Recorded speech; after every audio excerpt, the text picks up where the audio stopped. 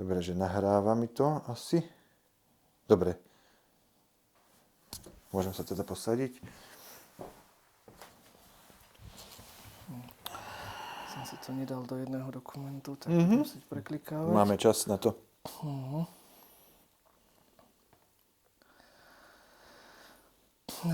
Ešte sa tak ako trochu Presne, usadiček. No. No.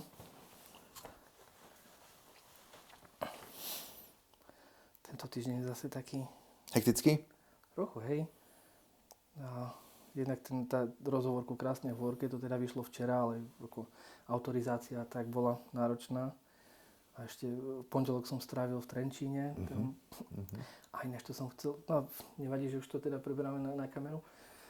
Takto, že za mňa nič, ja nie som ten typ, že by som si potreboval niečo využiť alebo dokázať, že by som to potom dal vonku.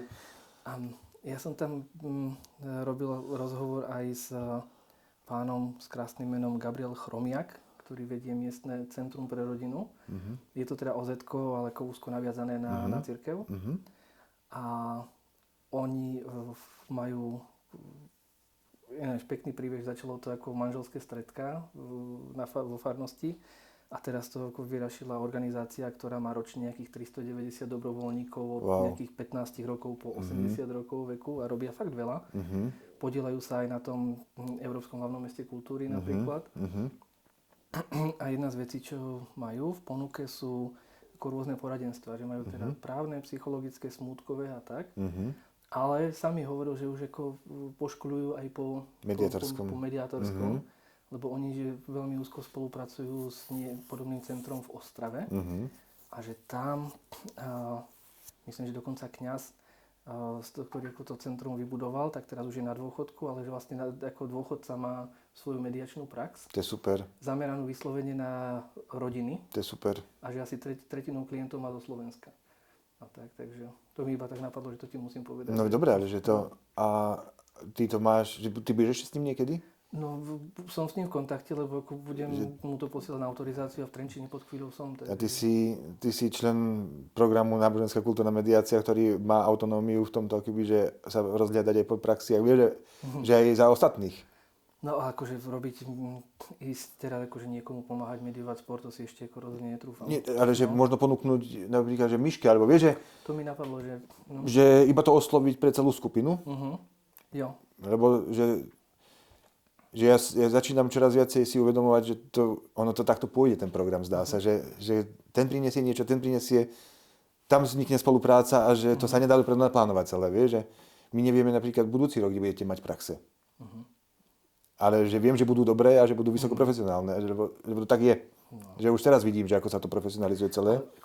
Veď vlastne tam som ako nejak nevedomky mieril, že mi napadlo, že v rámci študijného programu ako osloviť ich. Presne tak. Že s nimi dohodu nejaké praxe. To bolo alebo že nejakú prednášku tu, alebo to, čokoľvek by sme vedeli, hej, že nech sa to spájajú tie veci, no. Hej, lebo ako bol som z nich úplne nadšený. Presne, perfektné. Iba vypnem počítač, pre niečo mi to tu. Je to ti chodia maily? Ja si myslím, že to bolo skôr WhatsApp. Tak.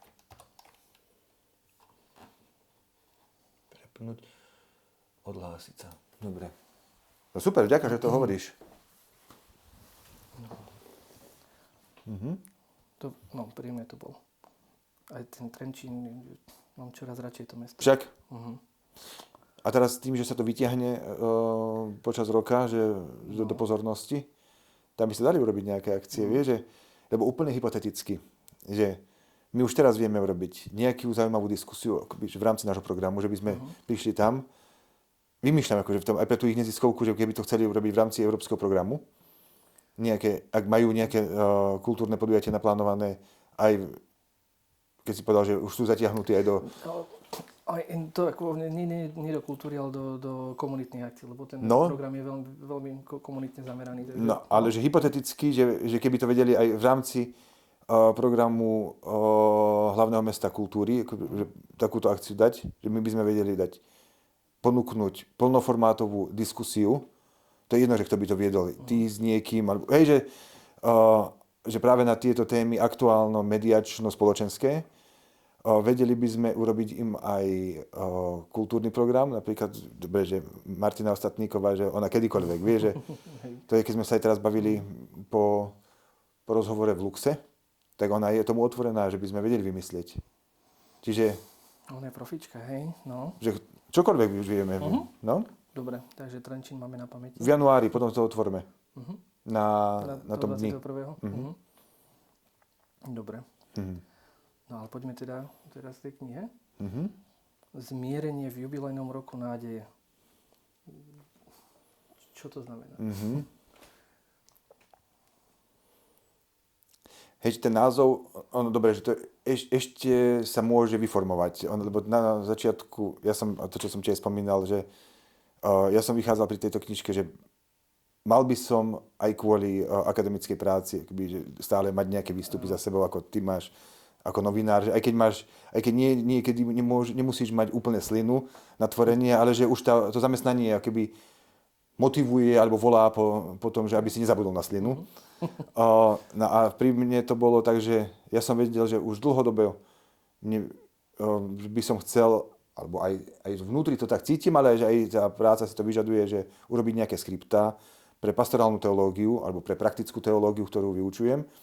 Niečo mám, ale som si, že 10 rokov to už, alebo viac ako 10 rokov to učím a že chcel by som si to zaktualizovať, že tam, kde som aktuálne aj v chápaní tém alebo aj v chápaní teológie, tak to bola tá prvá motivácia, ale potom druhá motivácia bola, že zrazu som videl, že doteraz som ich nenapísal a vošli sme do jubilejného roku, ktorý mi vošiel pod kožu oveľa viacej, ako som si myslel. Aha. Čiže že to nebola plánovaná vec, že zrazu som iba sa ocitol v situácii, že rozbehol sa jubilejný rok a z akýchkoľvek dôvodov zrazu som sa dostal akoby do jeho diania v tom, že cítil som, že mňa v mojej vekovej kategórii, akoby v mojom životnom období, to sa môžeme ešte k tomu vrátiť, ale že ma veľmi hlboko oslovil, že ten koncept jubilejného roka. A potom ale druhá vec, že aj tá moje profesionálne zameranie, alebo to, čo tvorím, tak zrazu sa udialo tak, že som sa ocitol v komisii pre, ako sa to volá? Komisia konferencie biskupov Slovenska pre prípravu a realizáciu aktivít jubilejného roka. A tam som bol prizvaný a videl som, ako ma to baví, ako to baví celú skupinu, ako by na tejto téme pracovať. No a že nie, že tie dve témy sa spájajú, takže to je tá odpoveď, že prečo zmierenie v jubilejnom roku. No a to zmierenie je téma, ktorej sme sa bavili minule, že je to veľmi osobná téma, že sa iba udiala tá téma v tom, že iba si všímam, že sa mi deje a že sa to dá takto pomenovať, že tie vnútorné procesy, že sa týkajú, akoby, že ja to tak nazývam, že nejakého vnútorného zmierovania sa, či už so svojím príbehom, či už so situáciami, ktoré prichádzajú, alebo že zmierovanie sa od toho, že život aj tak ide inak ako očakávania, tak to je akoby taký najhlbší pre mňa poznatok tejto životnej fáze, v ktorej sa nachádzam. A keďže sa to spojilo s jubilejným rokom, tak som to dal, že by som to chcel stihnúť ešte do konca roka. A hlavne ťažisko tej knihy by bolo keby postavené na dianí, ktoré sa mne dialo, alebo ktoré ja vnímam, že sa dialo v jubilejnom roku. Takže ten súvis je tam zmierenia a jubilejného roku je tam súvis časový, alebo tam vidíš aj... Časový.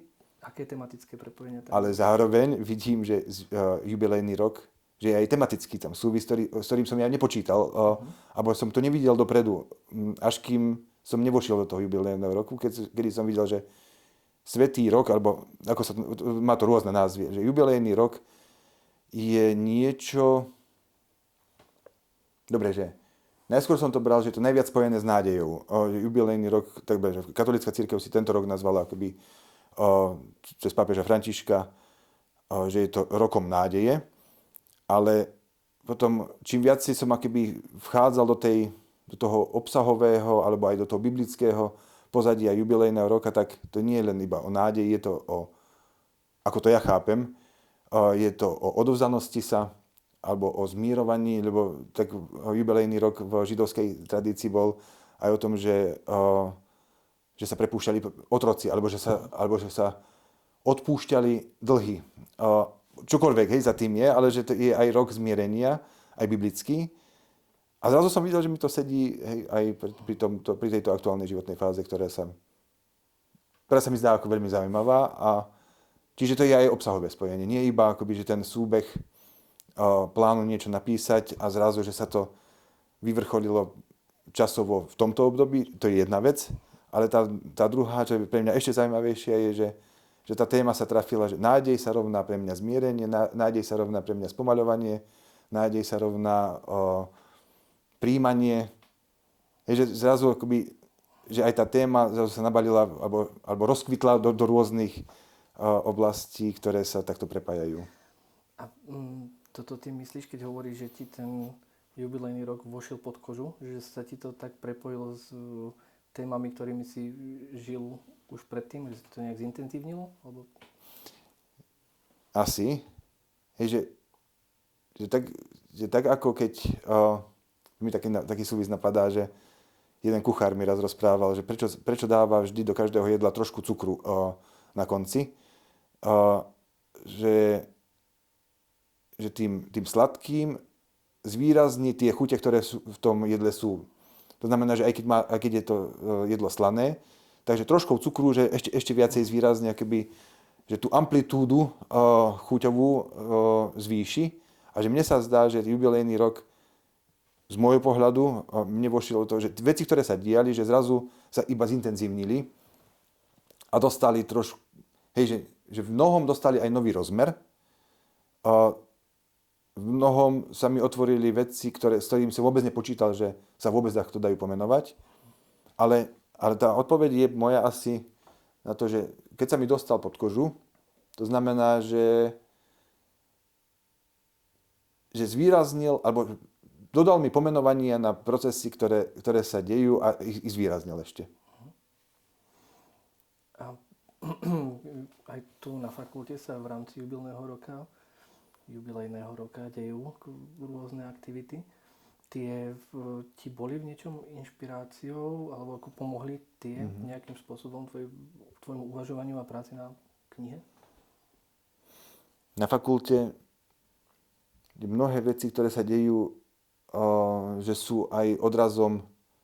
Dobre, že tak ako ja prežívam jubilejný, tak vidím, že aj viacerí kolegovia, že to majú, alebo kolegyne, že tiež, dobre, že viacerí sú ľudia z praxe pastoračnej, čiže že je to pre nich blízka téma. Niektorí biblisti, že to majú, že z toho profesného hľadiska veľmi blízku túto tému, takže vidím, že sa to spustilo naraz z viacerých strán tie aktivity v jubilejnom roku. Že niečo som priniesol ja ako človek, ktorý má na starosti koordináciu, nie len na fakulte, ale akože celoslovensky viacerých aktivít. No ale že každú časť si priniesol niekto iný. Takže na fakulte sa toho deje dosť. A teraz my sa bavíme teda v decembri, čiže koniec tohto roka, vrcholí to adventom. No a vidím, že keď sme aj spätne sa pozerali, to som ešte s jedným kolegom sa pozeral na našu stránku, že čo všetko sa udialo na fakulte počas jubilejného roku a až spätne vidíme, že koľko sa toho udialo. Čiže či to má vplyv, no že to má zásadný vplyv pre mňa. Aj na toto moje uvažovanie, že ja som tiež produktom diania tejto fakulty a zároveň fakulta je môjim, že to tak vzájomne ide. To znamená, že aj tie témy, ktoré sa tu odohrávajú a o ktorých debatujeme, alebo že témy, ktoré sme priniesli, alebo ktoré jubilejný rok priniesol na fakultu, sa stávajú našimi témami, a to znamená, že aj vnútorným prežívaním. Čiže to má obrovský súvis pre mňa. A to teraz hovoríš o pedagógoch, hej? O pedagógoch. Dobre, že študenti sú vždy nejakými spolutvorcami, ale že je pravda, že tieto aktivity, ktoré by sme mohli teraz priradiť, alebo ktoré vieme, že vznikli na základe, že ktoré boli podmienené, alebo že vznikli z toho, že sme v jubilejnom roku, tak to pri všetkých boli pedagógovia pri tom vzniku. Študenti, a to je zaujímavý rozmer ešte, že keď teraz nad tým uvažujem, že pri viacerých aktivitách vidíme, že študentov prizveme akoby, až keď je to vytvorené, ale napríklad pri našom mediačnom programe sa učíme, že tie aktivity priamo vznikajú aj spolu so študentmi. To tiež už pomaličky ustupujem od tohto slova. Hlavne pri týchto profesijne orientovaných programoch, lebo vidím, že keď sú to dospelí ľudia, aspoň v mojom ponímaní, že študent je niečo, že študent sa tu prišiel naučiť od školy. Ale že ja začínam čoraz vidieť, že škola sa tiež učí od študentov. Čiže ja ako pedagóg vidím, že koľko sa ja učím od študentov. To znamená, že začínam to čoraz viacej nazývať nie že študenti, ale účastníci programu. To si možno všimol, že aj kvôli takému rešpektu voči študentom, že sú to dospelí ľudia, ktorí sú takisto na ceste hľadania odpovedí, ako som aj ja ako pedagóg. Alebo ako je aj škola. Že škola je tiež, že škola je organizačné zoskupenie ľudí, ktorí pracujú akademicky, ale škola nie je niečo, čo vieme, ako bude pracovať na začiatku roka, vieme už presne, že čo bude na konci roka. Že môžeme mať nejaký plán publikácií, projektov, ale že aj tak, to, kde sa to vnútorne posúva, vždy je odrazom toho, akých študentov máme, akých máme pedagógov a čo sa deje naokolo. Čiže na tú tvoju otázku, že či tam boli vtiahnutí iba pedagógovia, áno, väčšinovo, alebo pri týchto jubilejných aktivitách, pri všetkých aktivitách boli pedagógovia, spúšťači, ale čoraz viacej vidím, hlavne pri programe counseling a mediácia, že sú to už aj študenti, ktorí spúšťajú veci. Je tam, keď hovoríš o tejto škole, tak ako počujem tam nejaký ozvuk toho stredovekej akadémie, ako spoločenstva. OK. Tak? Vedome či? Nemal som to teraz, poznám ten koncept a sedí mi to, keď si to takto pomenoval. A vidím, že inú ani cestu, dobre, možno existuje aj iná cesta, ale že mne sa javí, že inú cestu ani pred sebou nemáme, že iba to naozaj postaviť na tom, že stredoveká akadémia, to znamená, že to je spoločný projekt študentov a pedagógov, ak by sme to takto nazvali týmito slovami, ale že to je spoločný projekt ľudí, ktorým záleží na tom, aby rástli. A toto už, že keď povieme si, že záleží na tom, aby rástli, aby sa osobne rozvíjali, aby sa profesne rozvíjali, aby sa duchovne rozvíjali, tak tam sa trošku stiera už potom ten klasický rozdiel medzi študentom a pedagógom. Že pedagógovia majú aj procesne, aj inštitucionálne majú nejaké postavenie v tom projekte školy, ale že v tej snahe alebo možnosti učiť sa sú úplne rovnako na tom ako študenti. Tak to chápem. Hovoríš o tom pekne. No. Ináč prvýkrát, tak to pomenoval. Mal som to nejako v hlave už, toto pri pár mesiacov, možno aj pár rokov, že dokonca som aj písal alebo 2 články už o tom, že čo to znamená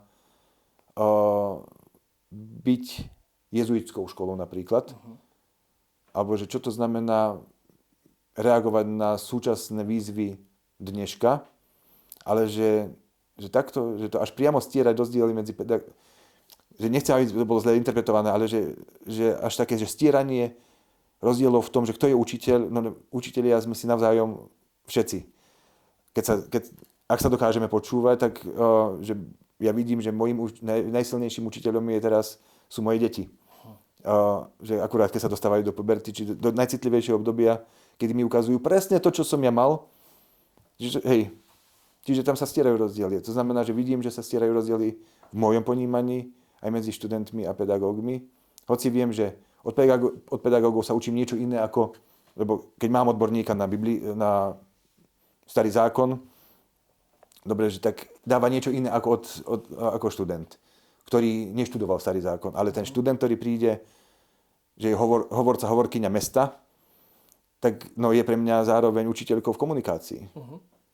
Keď je niekto novinár, ja nie som novinár, ale ma to zaujíma no tak no ja sa môžem takisto len posadiť do lavice pomyselnej a povedať si, že prosím ťa, povedz mi, ak máš čas a chuť a ja sa chcem učiť z tvojej skúsenosti. Takže hej, že čoraz viacej mi to takto vychádza. Ešte by som chcel zostať na tej fakulte, lebo ty tu urobíš aj kurzy v rámci univerzity 3. veku. Teraz je to druhý. Teraz to spomaľovanie je druhý, či... Alebo myslím v rámci témy, ktorá nejak osciluje okolo témy zmierenia, zmierovania. Okolo témy, ktorá osciluje okolo jubilejného roka, hej, že, alebo hej, zmierovanie. Hej, že to je tiež zaujímavá súhra. To sa iba spätne dá pozrieť na to, že to som vôbec nemal ani predstavu, ani v pláne, že by som takéto niečo začal vymýšľať. Ja som vám to asi aj spomínal na hodine, nie? Že o týchto kurzoch. No. Alebo ty, hej. Hovoril si o nich. Že to sa udialo tak, že my sme rozmýšľali na začiatku jubilejného roku, že viacero vecí sme si povedali pedagógovia, že čo by sme mohli, to, čo robíme, zafokusovať viac na tému jubilejného roku, nádej, zmierovanie, svätý rok, hej, alebo zastavenie sa. A že čo by sme to mohli aj ako fakulta urobiť niečo spoločné, aby to bolo takým aj nosným prvkom, nosnou aktivitou našej fakulty, tak sme si identifikovali viacero vecí. Jedna z nich bola, že sa ukazovali zaujímavé prednášky, alebo zaujímaví hostia, ktorých sme vedeli pozvať a že prijali pozvanie, alebo dokonca to bolo tak, že okolnosti sa ukázali, že či by sme neurobili napríklad prednášku pre emeritného biskupa, arcibiskupa Bezáka. A ukázalo sa to, že zaujímavá vec by to z toho mohla byť a zároveň aj taká, že aj veľa otázok to vyvolávalo, ale ale to môže byť práve tá jubilejná vec, že byť otvorený niečomu, čo vidíme, že pred tými 13 rokmi, alebo pred 12 rokmi, že určite k zmierovaniu, alebo skôr to bolo opozitom zmierenia, k čomu celá táto historka, alebo tento príbeh, čo spustil spoločnosti. Historka. No nie, historka je škaredé slovo, lebo tam je osobný príbeh za tým. To je tá vážna vec, hej. Hej. No ale že čo vlastne všetko sa spustilo a teraz, že keď vzniká takáto možnosť, že prečo nie to pomenovať, ale aj vnútorne to mať tak postavené, že to je naša jubilejná aktivita. A zrazu sa nabaľovali ďalšie prednášky, tak to bola jedna línia. Potom druhá línia bola, že sme začali na fakulte pripravovať, to tiež na výzvu celoslovenskej tejto komisie, že každý mesiac katechézy pre dospelých. A každý mesiac si pripravil, to sme dali výzvu pre pedagógov a tí, ktorí sa prihlásili, že radi by si vybrali nejakú tému určenú komisiou pre realizáciu jubilejného roku, že to budeme robiť celoslovensky. Tak to bola druhá aktivita. A tretia, to bolo viacej, ale že pre mňa tretia aktivita bola, že sme vyzvali pedagógov, že poďme sa skúsiť trošku inovovať aj celoživotné vzdelávanie naše, ktoré ponúkame už 20 rokov na fakulte cez Univerzitu 3. veku a že poďme priniesť niečo, čo aj nám urobí radosť, ale čo ukážeme aj také špecifikum fakulty, že zareagujeme, no sme v jubilejnom roku a vieme zareagovať na to.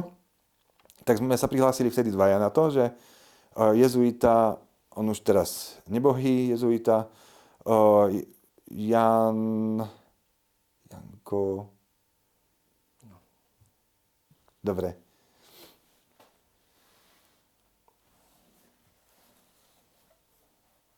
No ako sa volal? Jan... Biblista. No. Ja si to aj pozriem. Zomrel jezuita Jan Ďurica. Jasné. Hej, že sme vtedy zareagovali na to dvaja. Jezuita Jan Ďurica, ktorý myslím, že to v 3. 4. mesiaci tohto roku zomrel nečakane, ale že prišiel s témou, že duchovné cvičenia, alebo že jezuitské duchovné cvičenia pre jubilejný rok. Veľmi zaujímavá téma. A ja som vtedy, mne to tiež napadlo, že práve tá téma, ktorá sa mne začínala ukazovať ako veľmi aktuálna v tej životnej fáze, takže to zmierovanie sa, tak to som ponúkol ako cesta zmierenia názov kurzu a že mne sa to veľmi páčilo. Zdá sa, že podľa spätných väzieb, že sa to aj študentom, alebo tým, zase nie je to dobré slovo, že účastníkom toho vzdelávania alebo univerzity celého 3. veku, tak sa im to tiež veľmi páčilo, že sme si počas 10 stretnutí, že sme si postupne prechádzali tú cestu zmierovania od toho, že čo to znamená, čo je môj ten vnútorný konflikt najväčší, ktorý ma celý život nesie, vedieť si ho pomenovať. Že to nebolo iba že také frontálne vzdelávanie, že mám prezentáciu a moju prednášku, ale že ja som im tam dával impulzy. Častokrát to boli také že vedené meditácie, čo bolo pre mňa akoby tiež taká pionierská práca, doteraz som to nerobil. A formou tej meditácie, že každý si išiel do seba, pomenovávanie tej vlastnej cesty zmierovania, vlastnej cesty konfliktu. A potom sme prechádzali postupne do fáz porozumenia toho konfliktu a čo sa z toho učím. A že veľmi pozitívne hodnotenia boli a potom, keď sme to skončili, že čo by mohlo byť ďalej, lebo polka jubilejného roka ešte pred nami, tak že mne sa to zase potom pozdávalo, že čo mne súvisí akoby cestou zmierovania. Ja dal vlastnú meditáciu na to, že teraz, a čo s tým, že kde ma to ťahá ďalej. Že najsilnejšia téma sa mi vtedy javila, a myslím si, že to stále ešte je moja téma, veľmi silná, že vidím, že idem veľmi rýchlo, ako väčšina z nás asi. To je jedno, aké dôvody, ale že to niečo to je osobné, ale zároveň niečo to je spoločné, že to je kultúra. Taký sme teraz, že sme uponáhľaní oveľa viacej ako kedykoľvek v histórii, zdá sa. Tak som si dal, že poďme skúsiť cestu spomaľovania. A opäť ma to veľmi, veľmi baví. Máme ešte teraz 3. Dnes budeme mať 1 a ešte potom 2. Čiže ešte 3 prednášky pred sebou. A že to sú veľmi silné procesy, ktoré sa tam v tej skupine rozbehli. Veľmi silné procesy, ktoré sa rozbehli u mňa. A je to postupne si to takto, že za každý raz si aj niečo pripravím, ale je to aj odraz mojej cesty a zároveň idem aj podľa toho plánu, ktorý sme si stanovili a to konečné, čo budeme mať posledné stretnutie, tak bude téma, že moja cesta zmierenia. Ja poviem o mojej ceste účastníkom a budeme mať priestor, aby tí, ktorí budú chcieť, aby si pomenovali, že za tento pol roka, že kde sme sa posunuli každý, kto bude chcieť. Mne by zaujímalo, keby si teda mohol povedať niečo k tým procesom, čo to spustilo. Aha. Ale povedz, že či je na to čas, alebo treba ísť ďalej. Na všetko máme čas. To je dobrá otázka, že čo to spustilo? No, lebo hovorí, že to spustilo silné procesy aj u účastníkov, aj u teba. No, za mňa najväčší ten obrad, ktorý ja prežívam aj v tom prednáškovom alebo v tom štýle učenia je, že čoraz viacej vychádzam zo svojho osobného príbehu a čoraz viacej vytváram priestor, aby účastníci aby si uvedomili, že kde sa oni nachádzajú v tej téme.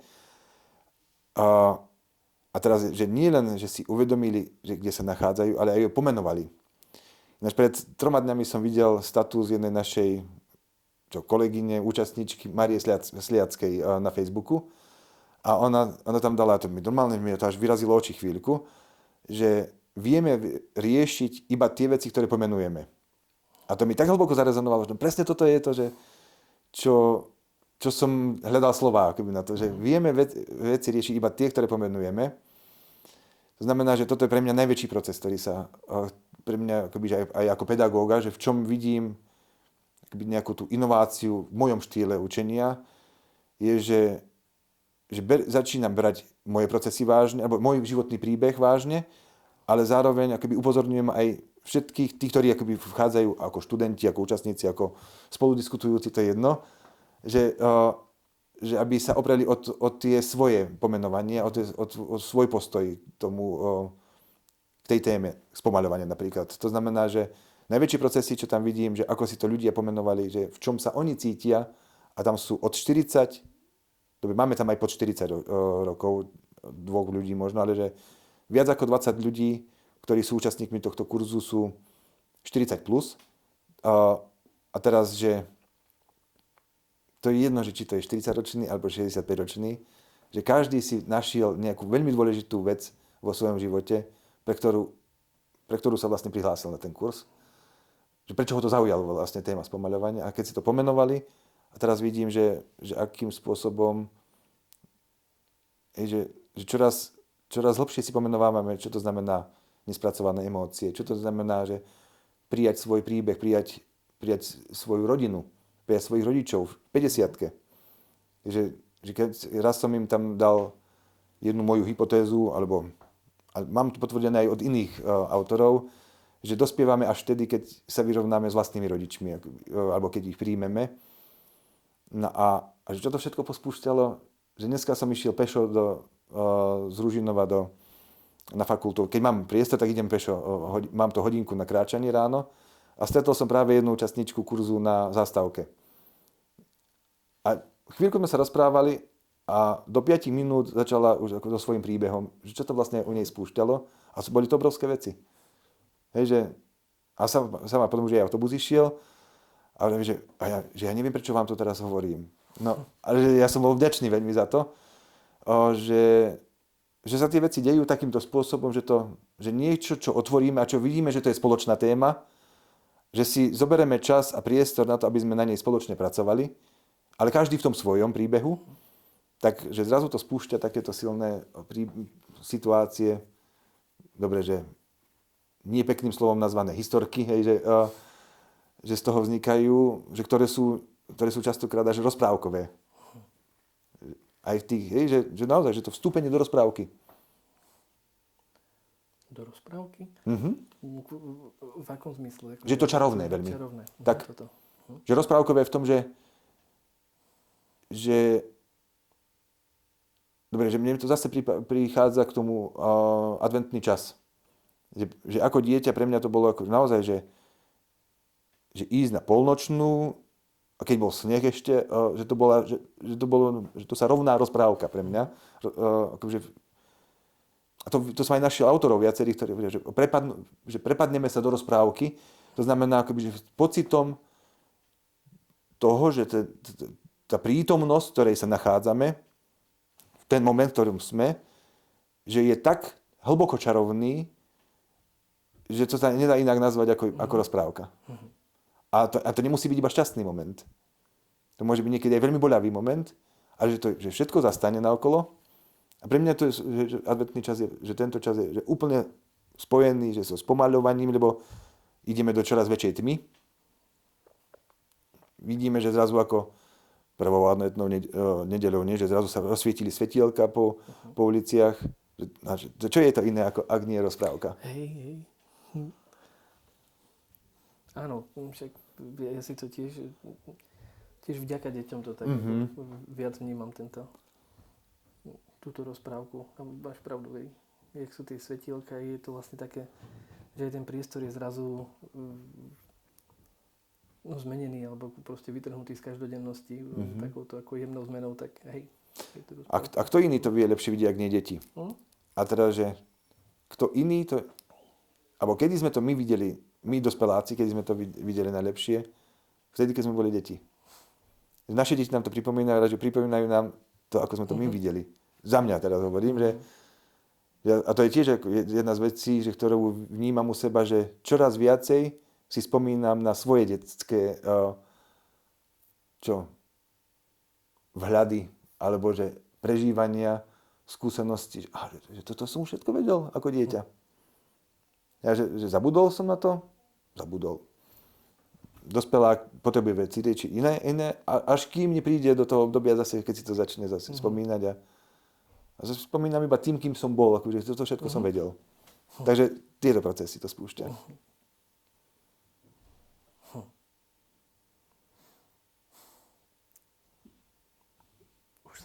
blížime sa ku knihe.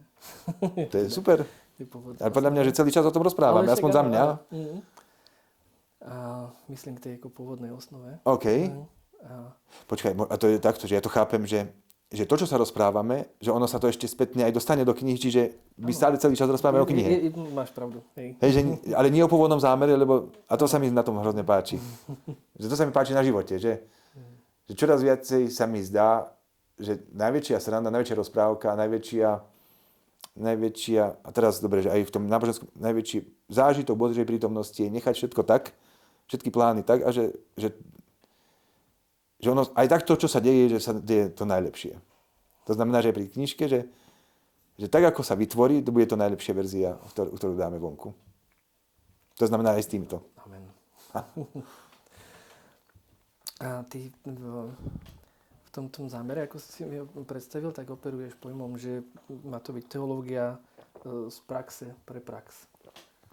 Skús mi o tom povedať viac. Že to je, príde mi to zaujímavá metóda, ale že okay. Ako ju vidíš ty?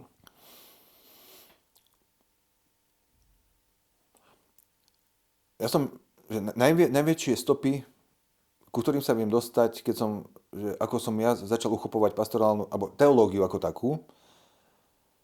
Dobre, že jedna vec je, že ten môj detský záujem o náboženstvo bol že obrovský. To si viem až teraz sa k tomu vracať, a viem, že to obrovské stopy mi nechalo doteraz, ale že ku tej nejakej takej že akademickej teológii som sa začal dostávať najviac počas štúdia vo Viedni. A môj profesor, ktorý mi viedol prácu, alebo ktorý bol môjim, ako sa to nazýva, školiteľom, tak on bol práve pastorálny teológ, ktorý, a to je tá tvoja otázka, že z praxe pre prax, že teológia, on je pre mňa kebyže učiteľom v tom, že a čoraz viacej sa vraciam vo všetkých mojich akoby, aj výskumoch tohoto jeho uchopeniu, že on pomenoval akoby, metodológiu pastorálnej teológie, že má 3 kroky. Že najskôr sa otvárať, najskôr si všímať v prvom kroku to, čo sa deje dnes, teraz. Že aké, keby sme to teologicky dali, že aké sú súčasné znamenia čias. Ale tie sú iba tie, ktoré nám prináša život. Moja skúsenosť, naša spoločná, celocirkevná, celospoločenská, akákoľvek, hej, ale že to je to, že tá prax, čo nám prináša, že iba si v prvom kroku iba všímať a pomenovávať, čo sú naše radosti, čo sú naše trápenia, to, čo sa učíme. Iba si to všímať, bez okuliarov. To je ten prvý krok jeho.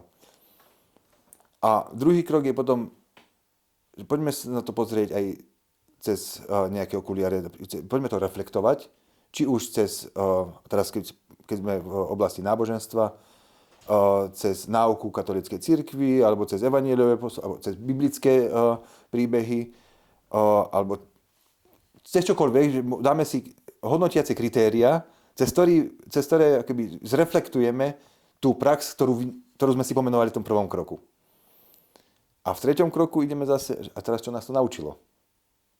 Keď sme si zreflektovali tú prax, ktorú sme si všímali, čo nás to učí a čo si všímame, že nám to mení už potom, alebo čo by sme chceli, alebo čo by sme očakávali, jedno akým spôsobom sa na to potrebujeme, ale že zase sa potom, že ideme oblúkom z aktuálnej praxe, zase do praxe nás to nesie, že čo by sme chceli, alebo čo už integrujeme z toho naučeného, zreflektovaného naspäť do praxe. To je pre mňa praktická teológia, alebo pastorálna teológia. Takže neviem, či to je odpoveď, ako si to ty položil. Ale hej. Pardon. Hej, to zaujímalo ma nejaký popis tejto metódy a áno, v tých 3 krokoch si to pekne zhrnul.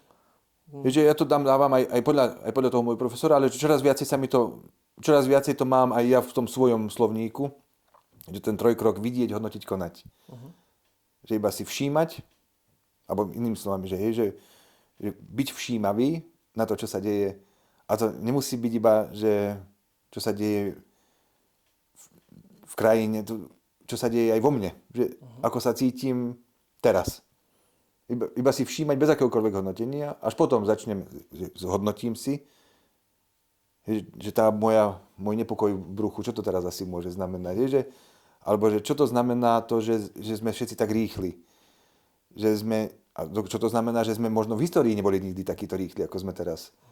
Čo to znamená, že všímam si, že umelá inteligencia nám mení úplne myslenie. Mne, spoločnosti, že vidím, že nám... A vôbec neviem odpovedať, iba že môžem to reflektovať, že čo som si všimol a teraz, že čo to asi pre mňa znamená.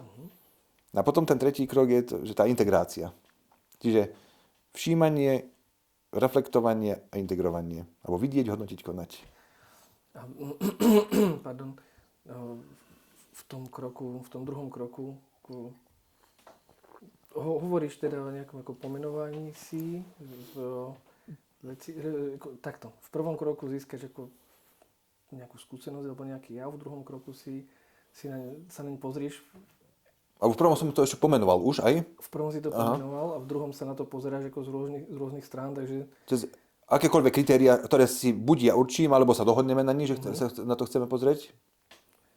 Takže ten druhý krok už ako okrem toho, že nad tým uvažuješ, ako očakáva, aspoň teda v niektorých prípadoch aj nejaké akože ďalšie štúdium a tak ďalej. To je práve to, keď je kritérium napríklad, že čo na to hovorí učenie cirkvi. Napríklad. A ten tretí krok konať, tak to už je proste, že to, čo si pomenuješ a čo si teda ako nejak zreflektuješ, zhodnotíš, tak proste na základe toho už ako meníš, meníš svoje konanie a tak. Alebo nemusí to byť už aj hneď rovno opis tej zmeny, ale môže to byť aj ako keby, že v čom by som chcel, aby sa to zmenilo. Alebo že dobre, pri akademických článkoch to máme, takže v čom sú odporúčania pre prax, že urobím si akoby, že ja to vidím aj akademickú štruktúru článku alebo štúdie, je v tom, že si v prvej časti akoby ukážem, že kde sa nachádzame v tej téme, aj vedecky, akože kto už k tomu napísal, že čo si o tom myslia napríklad odborníci, alebo čo si o tom myslí verejnosť. Je to tam, že si zvolím nejaký typ metódy, ako chcem všímať si. Či už cez hĺbkové rozhovory, čo robíš napríklad ty častokrát cez tvoje mediálne výstupy, alebo ja som veľmi často robil aj to, že som využíval kvantitatívny výskum, to znamená, že si zoberiem reprezentatívnu vzorku, alebo iba skúšobnú vzorku, to je jedno. Ale že kvantitatívne sa na to pozriem, ako sa na tú vec pozerajú nie jednotlivci, ale ako sa nejaká skupina ľudí, ako sa pozerá, či už celá spoločnosť, alebo nejaká menšia komunita. No a potom, že idem do výskum,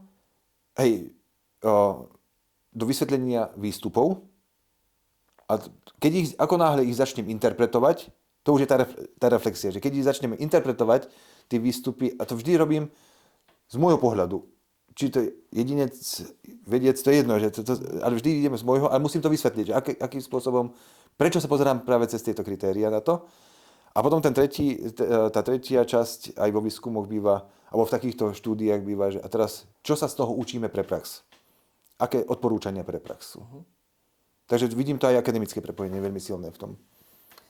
Ináč, keď pre teba je dôležitý ten osobný príbeh a tak ďalej, tak ako sa vyrovnávaš s tým, že odborné články majú byť v tej tretej osobe a tak? Čo sa tiež mení. Mení sa to.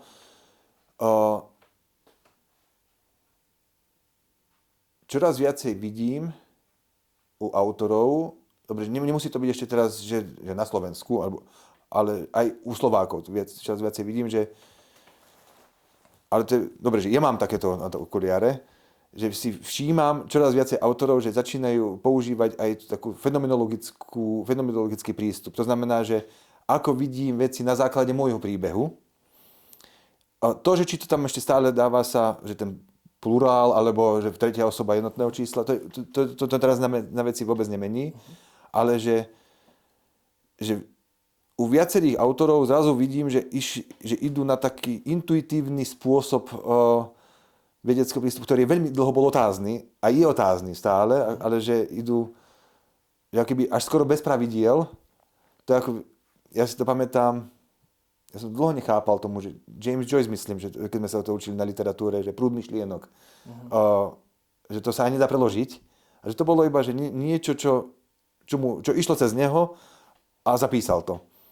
A že mne sa zdá, že tento typ fenomenologického prístupu, alebo ja neviem, že ako by sa dalo inak ešte nazvať, to sú rôzne názvy na to, ale že cez taký introspekciu alebo introspektívny vhľad na tému, to znamená, že len cez tvoje okuliare, cez tvoj príbeh sa pozrieš na tú tému a dokonca opíšeš, ako to u teba ide vnútorne, že to sa môže stať veľmi zaujímavým aj vedeckým článkom. A toto si všímam čoraz viacej okolo seba.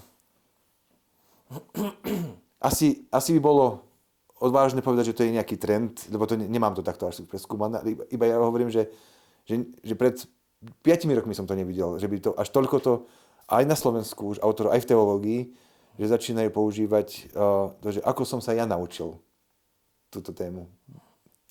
Tak fajn. Neviem, či to vidíš aj ty nejako takto, alebo či to korešponduje svojou praxou? Ja toľko tých odborných textov zase nečítam, aj by som mal, takže... No dobré, že ty si zase v tej novinárskej branži a že... V rámci niektorých žánrov samozrejme, akože keď máš nejakú napríklad reportáž a chceš jej dať nejaké emotívne zafarbenie, tak áno, vystupuješ tam sám za seba. Alebo v eseji, niektorí to využívajú v komentároch, takže ako áno, objavuje sa to. Ale nevšímam si, že by to bol viacej, hej? nejaký rastúci trend alebo čo. Skôr, že sú autori, ktorí to ako konzistentne používajú. Andrej Bán, myslím, že on veľmi často takto využíva, nie?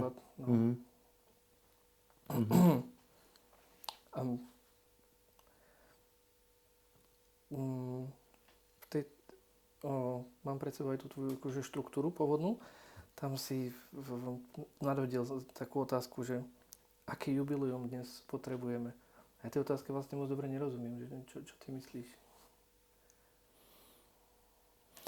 To je pre mňa zaujímavá téma, že to som si aj pre seba dal túto otázku, že aké jubileum dnes potrebujeme. Totiž to, že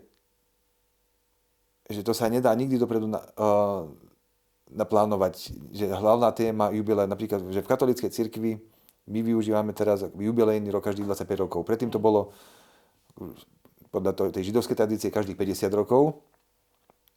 No a že ono to malo aj svoje, že pre mňa až fascinujúce, akože tá židovská tradícia, ako sa vysporiadávala presne, že aj s tou symbolikou, aj čísel, aj hej, že celý príbeh biblický, stvorenie sveta za 6 dní, potom 7 deň oddych. To myslím, že sú niektoré state, zase neviem ich zacitovať presne, ale že tie state, že 6 rokov sa bude pôda obrábať, 7 rok oddychuje. Že tá sedmička, že ako hlboko v Biblii sa dostala aj pre viaceré veci, že ako číslo nejakej takej plnosti. A tento jubilejný rok, čo som aj od kolegyne Lucie Hidviegovej prebral, tú symboliku 50-ky. Že ja som to od nej chápal tak, a dáva mi to obrovský zmysel, že tak ako je 6 plus 1, čiže tá sedmička, že sa opakuje týždeň po týždni a vždy 7. deň je deň pokoja, tak keď zopakujeme tento cyklus 7x, tak máme 49. rok nám vychádza na ten oddychový, lebo tam to nie je iba, že 6 plus 1 dní, ale že aj každý 7. rok je veľmi významný v židovskej tradícii. Milostivý rok. No ale teraz, keď to opakujeme 7x7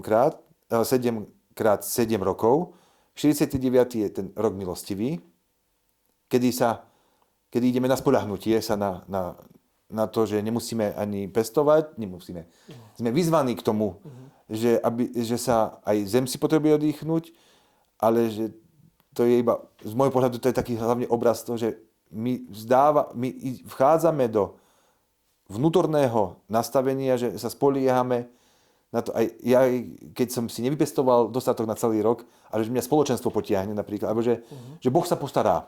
Hej. No ale potom, potom v 49. roku, kedy už máme sípky takmer prázdne, obrazne, hej, že prichádza svätý rok, 50., kedy sa už druhý rok po sebe nepestuje. To znamená, že ideme do úplnej odovzdanosti sa, že Boh sa postará. A že pre mňa že táto symbolika je obrovská v tom, že každý 50 rokov, dobre, že aj v súčasnosti, ale tak, a hlavne vtedy, pred niekoľkými tisícmi rokov, že jubilejný rok väčšina ľudí zažila iba jedenkrát v živote. Kvôli dĺžke veku. No a teraz, že vždy tie historické okolnosti prinášajú aj nejakú inú tému, ktorú, že keď boli Izraeliti v otroctve, tak bola iná téma, že zrazu to bol rok oslobodenia. Alebo rok púšťania, alebo oslobodenia sa z otroctva. A že ty keď sa pýta, že alebo ako som to tam naformuloval, že čo môže byť tá téma, alebo čo potrebujeme ako jubilejný rok, tému jubilejného roku, to nie je, že ja ju vymyslím, že to iba sa pozrieme, že čo nám prináša súčasná dejinná fáza, ktorej sme, že čo je tou témou jubilejného roku. A pre mňa, z môjho pohľadu, tým, že sme vo vojne, sme v spoločenskej polarizácii, s ktorou nemáme skúsenosti, že z môjho pohľadu je to práve tá téma zmierenia. Čiže že to nie je výmysel, že poďme si dať rok zmierenia.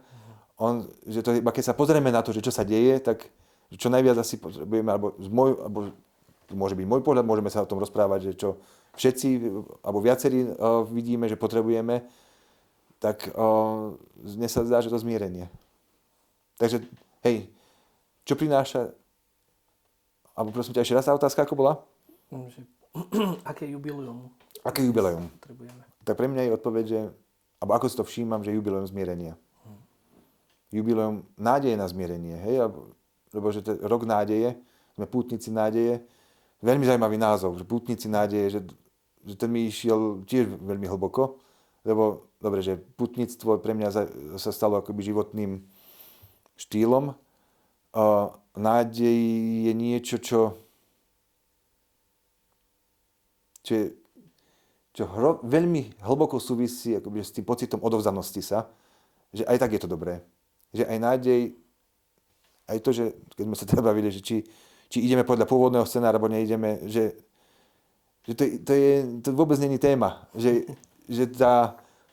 z môjho pohľadu nádej je v tom, že mať presvedčenie, že teraz je to dobré tak, ako to je, aj to bude dobré, ako to bude.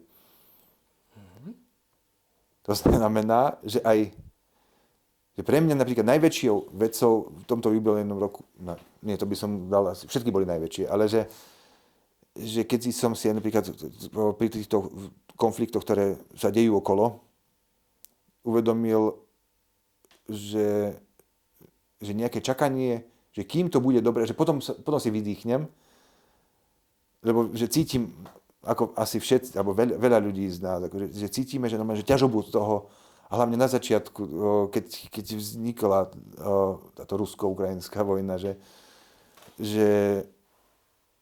ja som cítil nejakú ťažobu, že aj viem, že nie som priamo v tom, ale že má obrovský vplyv, ale že kým som si neuvedomil to, že ja dôverujem tomu, že to Božie dianie je presne takéto, aké je dobré. A svaklo mi to aj že v tej vojne, že hoci je to náročná vec a je to veľmi ťažko povedať niekomu, že kto má práve syna alebo otca tam, alebo sám tam v tej vojne, ale že je to takto, ako to je, vidím v tom Božiu prítomnosť, môžem v tom vidieť Božiu prítomnosť a nemusím čakať, že sa budem mať lepšie, až keď tá vojna skončí. Takže to bolo pre mňa že jedna z najväčších vecí. Že dokonca, aj keby sa niekto pomýlil alebo schválne stlačil červený gombík, že to bude dobré. No, nad tým som práve rozmýšľal keď ťa teraz počúvam, že že tu je to pre nás vlastne ako ľahké povedať si, že ako je to dobre tak, ako to je, ale keď si predstavím, že by som bol ako v Zákope niekde pri Pokrovsku, tak tam by som si to ako... Alebo keby ste mal syna. No, hej. A že dobre, akože tu na takto, ako medzi nami toto zaznieť môže, ale akože ani akože by som sa neodvážil niekomu, kto je v tej situácii povedať, že je to dobré tak, ako to je. Presne tak. Ja iba si to viem pre seba povedať. Že dobre, lebo vychádzam iba z toho, že ako to ja prežívam a že som týmto chcem iba povedať to, že nemusím čakať, že kým tam vojna prejde, lebo vidím, že ma trápi veľmi. Nemusím čakať, že vtedy bude už dobre. Čiže Že mať nádej, že je dobre teraz. tá nádej proste má pre teba aj rozmer prítomnosti. Nie iba vec v budúcnosti, ale... Takto, že nie je to ešte tak, že by to už bolo. Iba cítim, že to má obrovský potenciál ísť do prítomnosti a že už občas na mikrosekundy to aj zažijem, že to naozaj tak sedí, že to pre prítomnosť, tá nádej. Že to je nejaká sila, ktorá tu je a ktorú iba občas zacítim, hej, že je to dobre takto, ako to je. To sú také, že neviem to do myšlienok dostať, ale že to je, že v medzerách medzi myšlienkami, že viem keby mať ten vhľad alebo ten pocit toho, že aha, že to je takto, že je to dobre takýmto spôsobom. A že tento zážitok mi bol že pre mňa veľmi silný v tom, že som zrazu cítil, že tú ťažobu, čo som mal, ale že toto nechcem, ani to sa nedá preniesť na nikoho iného. Lebo to by bolo až nerešpektujúce, alebo až neľudské, keby som chcel povedať niekomu, lebo ja sám neviem, že ako by som bol, keby som bol v tom Zákope. Ale iba hovorím, že na to, že napriek tomu, že tam nie som, že vidím, ako to na mňa pôsobí. A že keď sa mi to podarilo pomenovať alebo prežiť vnútri to, že tá nádej mi platí už teraz, že nemusím čakať, tak ako som bol aj akoby v detstve vytrenovaný, že keď sa odsnažím byť dobrý, takže bude odmena, že to nebo potom vtedy akože príde, že tá nádej pre mňa je to, že to je dobre teraz. Teraz rozmýšľam, že či toto slovo unesie, že či sa to zmestí do nejakej definície alebo do proste obsahu slova nádej. Či to nie už posun niekam. Ale ako ja akože cítim, vnímam, že kam mieríš, že rozumiem tomu len ako čisto z hľadiska toho slova.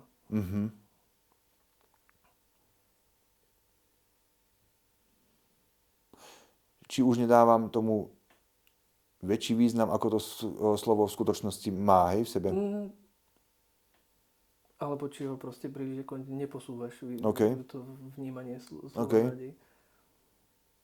Môže byť, ale že ja hovorím, ako ho vnímam, že aký je to ten vnútorný môj zážitok s týmto slovom. Že pre mňa nádej...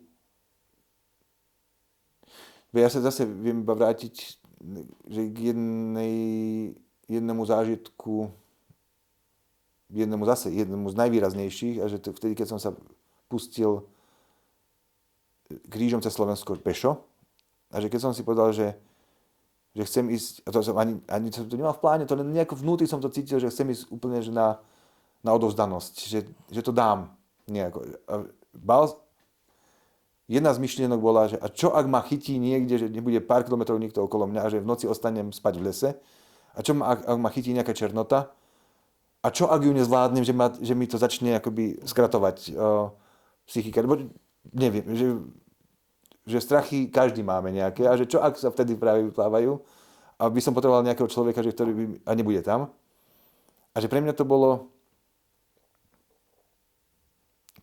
zážitok, ten nádej, že zrazu som iba videl, že pre niečo som sa na to rozhodol a že tam boli, že pre mňa to boli aj že zažil som tam minimálne jednu situáciu, ktorá bola, kde som si uvedomil, že to je život, že ten život, že mohol práve pred sekundou odísť, ale že som tu a že som rád, že to pokračuje a že idem do ďalších chvíľ s takouto istou nádejou, že to bude dobre tak, ako to skončí. že pre mňa to bol zážitok, že nádej, a to, dobre, môžem to skonkretizovať, že keď som si išiel odfotiť niekde pri Kráľovej holi, som bol akože išiel štítom a samozrejme, že v najľahších teniskách, ktoré som mal, lebo to bol marec, apríl to myslím bol, ale že aby som, hej, s týmto som akoby trošku nerátal, alebo rátal, aj o tom písali ľudia, že dajte si pozor, keď pôjdete potom cez tieto vrchy, že v tej obuvi, ktorú máte na väčšinu cesty, takže tam trošku to inak funguje, keď si po snehu. Takže v týchto teniskách som sa zrazu akoby ocitol niekde na štíte, že kde som si chcel odfotiť výhľad, kedy som si uvedomil, že ale ja vlastne som na snehovom jazyku, že keby sa teraz otrhol, tak že dobre, že týždeň nebude nikto vedieť, že som tu vlastne bol. A popri tom sa ešte spustila potom, že veľká búrka. No a dobre, vtedy ani mi to nedocvákávalo celé, ale to až keď ten najväčší nápor akoby odišiel, že to zľaknutie sa, že keď som si to uvedomil, tak aha, že to takto je. Že sa to mohlo že úplne inak odohrať celé. A že aj tak to malo zmysel, že som sa preto rozhodol, že som aj do takéhoto rizika, to nebolo plánované riziko, ale že keď zrazu som videl, že som ho zažil, že jediná sila, ktorá ma vtedy niesla, alebo ktorú som v sebe vedel identifikovať, bola, že nádej, že to je takto dobré, ako to je. Že dokonca, a to potom až o rok neskôr som si to pomenoval, že pre mňa nádej je že podobná sila ako gravitácia, že ktorá tu je stále, tá sila, bez ohľadu na to, či ju pomenujem alebo nie. Ale že keď si uvedomím, že celkom zaujímavá sila to je. Tá gravitácia, hej, že a že pre mňa nádej, že veci sú dobré presne tak, ako sú, hoci je to že to nedá sa povedať nikomu, niekto, kto je v svojej najnižšej fáze svojej krízy životnej, napríklad, že toto povedať, to sa nedá ani povedať, lebo to je bezohľadné až. Ale že keď si to niekto uvedomí na sebe, tak je to celkom silný zážitok. Ale vnímaš to takto práve ako nejakú tú silu, ktorá tu je, či ju vidíš alebo nevidíš, hej? Presne tak, presne tak.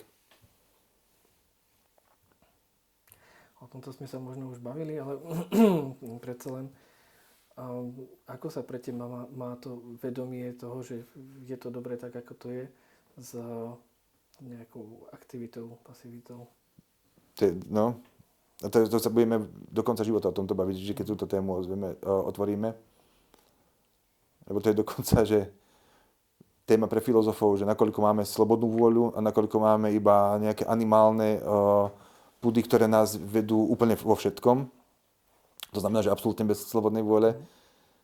No, že to je, že neviem, že tiež veľmi často nad tým uvažujem, ale že to je, mne sa zdá, že to tak ide tesno.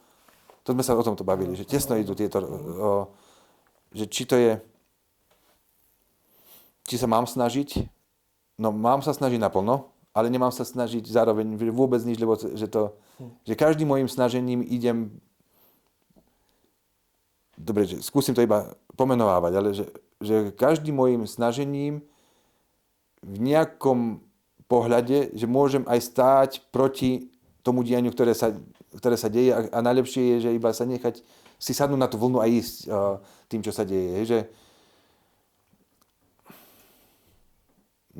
Hej, že snažiť sa naplno, koľko mi to vychádza, ale zároveň byť otvorený tomu dianiu, tomu riadeniu, alebo akokoľvek si to nazveme, a že byť natoľko ohybný, nie, že ja spamätám tú fascináciu detskú napríklad zo svätého Františka, že kedy povedal, že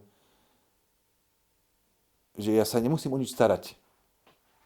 V nejakom momente životnom si povedal, že ja sa nemusím o nič starať, že keď Boh vie sa postarať o tieto kvety, vtáčikov a že pozrite sa, ako sa im darí, alebo že akú krásnu, nie je to ako sa darí, to už je iné pomenovanie, že aká krása z toho ide, no tak, že to je fascinujúce niečo pre mňa, takže ja neviem na toto odpovedať, že naplno sa snažiť a zároveň sa vôbec nesnažiť. Čiže naplno sa snažiť a na ničom nelipnúť? Zároveň? Možno takto, no. Že čoraz viacej sa mi zdá, že aké je dôležité počúvať ten svoj vnútorný hlas, najhlbší. Svoj vnútorný hlas, ktorý môžeme nazývať svedomie, Boží hlas, alebo čokoľvek to nazveme, ale že ten je ten lakmusový papierik, ktorý ukazuje, že teraz zapnem vrtule, alebo teraz to iba nechám, že iba odstúpim od toho problému a že nemusím sa v tomto snažiť. Hej, že v niektorej životnej fáze asi, a to sme, keď sa až spätne pozeráme, že ja keď sa pozerám na seba, že koľko som sa usnažil veci, aby som svet, aby som ja seba zmenil, aby som deti moje zmenil, aby som moju ženu zmenil. A potom príde fáza zase, že kedy vidím, že som úplne akoby išiel až do stagnácie, nesnaženia sa.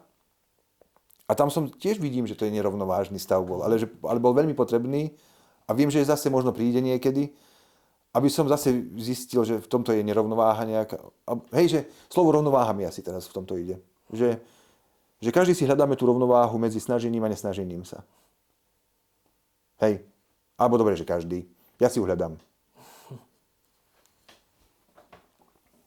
Že cesta, preto aj ten terajší kurz cesta spomalenia, čo to presne bola? Cesta spomalenia.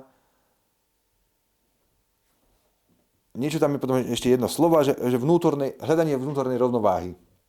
Hej, tak hľadanie vnútornej rovnováhy, ale to nie je, že teraz, že musím hľadať ju. Že to iba pomenovávam, že o čom je tá cesta spomalenia? No, že presne, že iba objavovaní vnútornej rovnováhy, že keď sa dám veľmi na snaženie, tak mi potom začnú unikať akoby tie každodenné drobnosti, ktoré sú krásne vtedy, keď sa nesnažím. Ale zase, keď sa veľmi nesnažím, tak zase vidím, že mi uniká zodpovednosť napríklad. Či už za rodinu, za seba, za svoje zdravie. Hej, že keď veľmi makám na pracovne, keď si napríklad vidím, že nevyvažujem oddych, no tak to, bez toho, aby mi to niekto povedal, tak telo mi to presne akože ukáže. Takže, hej, toto mi to vychádza. A toto spomalenie alebo spomaľovanie je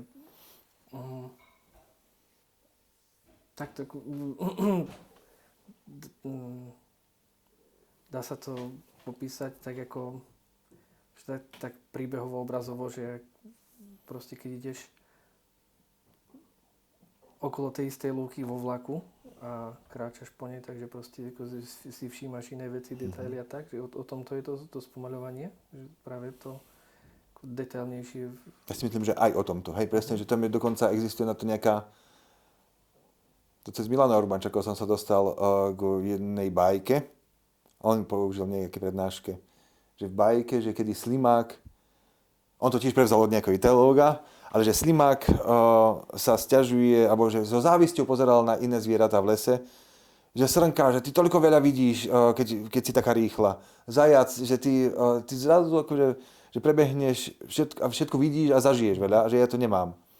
No a až kým ten Slimák nedošiel, alebo mu to nejaké zviera, myslím, že aj poradilo, alebo ukázalo mu aj takýto pohľad, ale že Slimák, že tým, že ideš pomaly, nikto nevidí detailnejšie to, čo ty vidíš okolo seba. A že vtedy mu to iba cvaklo, že ja vidím presne ten môj svet práve kvôli tej pomalosti, ktorú mám, že vidím ho inak, ako ho vidí zajac a srnka. Takže asi mi to sedí, hej, že takto, že môžem to zase skúsiť, ako to zažívam ja, že ja som, a teraz zase v adventnom období sme teraz, a ja si to veľmi, veľmi jasne spomínam, dobre, že mne sa páčilo vždy ako dieťaťu adventné obdobie, ale zároveň som ho mal aj spojené s veľkou snahou, snažiť sa byť dobrý, lebo my sme si vždy na prvú adventnú nedeľu, keď ako dieťa som bol, tak sme si postavili Betlehem doma. No a teraz, že my sme už boli, 4 sme boli vtedy súrodenci, ktorí sme boli vedení rodičmi k tomu, že každý večer sme si k tomu Betlehemu sadli. Teraz my ako deti sme mali povedať, že čo sme sa snažili počas dňa a moja ovečka, že každý mal svoju ovečku, ktorá sa približovala k tomu Betlehemu. A moja ovečka sa teraz posunula na základe môjho snaženia o niečo. Otec keď mi povedal, ale že dobre, že toto ty si Máre neposlúchol, takže dáme aj kúštik dozadu. A teraz, ja som už celý nervózny čakal, že môj brat či náhodou ma nepredbehne, alebo hej, že krásna vec, ale zároveň, že veľmi sa mi to spojilo, že dobre si musím zaslúžiť. Aj to priblíženie sa k Betlehemu, tomu tej najkrajšej rozprávke detskej, lebo hej, že ten Betlehem v tej detskej mysli práve počas Vianoc akoby ožije naozaj, že či to stihnem tam dojsť a zároveň, že či sa dostatočne snažím, aby som stíhal za mojimi súrodencami napríklad, že to je obrovský vzorec, ktorý sa akoby dostane, že musím si to dobre zaslúžiť, ale nemusím si nič zaslúžiť. Počuj, stalo sa, že by niekomu tá ovečka tam nakoniec nedošla k tomu Betlehemu? Pretože rodičia to takto vždy to vedeli zariadiť, keď sa na to spätne pozerám, že sme tam došli všetci. Že zariadili to tak? To tak, hej, to bolo, hej. Ale ten vzorec, že ja by som ho už neopakoval takto. Hej, že musím si to, aby som tak trpol až vnútorne, že či dostatočne som sa dneska pohol vpred. A že o tomto vôbec nemyslím si, že ani jubilejný rok o tom nie je, že sa musím, ani že dokonca, ani biblické príbehy nie sú o tom, že sa musím snažiť. Nie, že tam skôr je to pomenovanie toho, že ako to funguje. Ale že nie, že ani že celá fyzika okolo gravitácie, že nie, že musím dodržiavať gravitáciu. No nie, starú mamu musím dodržiavať. Hej, že, a to je, iba si všimnem, že keď na to pozabudnem, na tú gravitáciu, alebo to sa nedá nepozabudnúť. Ale že čo to môže urobiť, že mi to zodere z tváre kožu, keď zakopnem o kameň, lebo gravitácia. No ale že nemusím sa o ňu snažiť, že dodržiavať. A to si myslím, že tieto veci aj biblické nádej, alebo Božia prítomnosť, že ja nemusím o ňu snažiť vôbec. Nádej, Božia prítomnosť, to nie sú synonymá, ale súvisia. Hej. Tak v tomto minimálne, ako sa rozprávame, hej, že pre mňa to je úplne blízko vedľa seba. Hej. Alebo aj to spomalenie. Musím sa o to snažiť? Nemusím. Prečo sa o to zrazu všetci snažíme? No lebo nám to telo ukazuje. Alebo že niekde vnútorný príbeh, vnútorné volanie, že niečo sa tam deje, že ak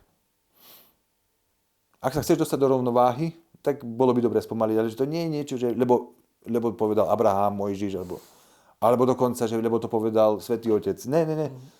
Že mne to povie, no, že ak mi to niekto povie, tak to moje telo povie. Alebo moje vnútro. Že telo je už potom, že keď to vnútro nepočúvam dlhšie, tak sa to ukáže na tele, si myslím. Čo sa dobre, že zase iba vychádza z mojej skúsenosti, že čo sa mi presne vždy ukázalo, keď som sa dlho náhlil, že buď, to nie je iba nevyspatosť, ale že ono sa to pekne ukáže, že buď v trávení, alebo neviem, že v kolenách mne sa to dosť často potom ukáže, že ma začnú bolieť.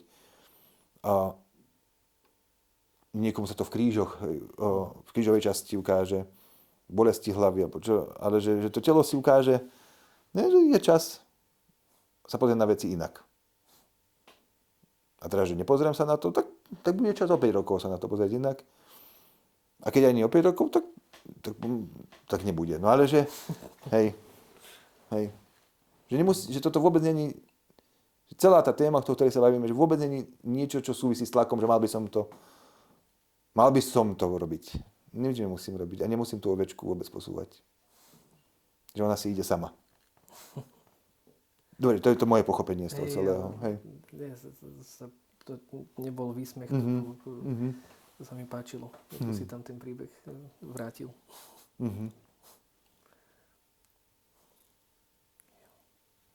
A dnes musím končiť. Dobre. To je úplne perfektné. Pekne si to zaklenul. S tou ovečkou. Okej. No vidíš, ale to sa tiež takýto rozhovor nedá naplánovať, že kde všade to pôjde a že ty to púšťaš cez svoje oči.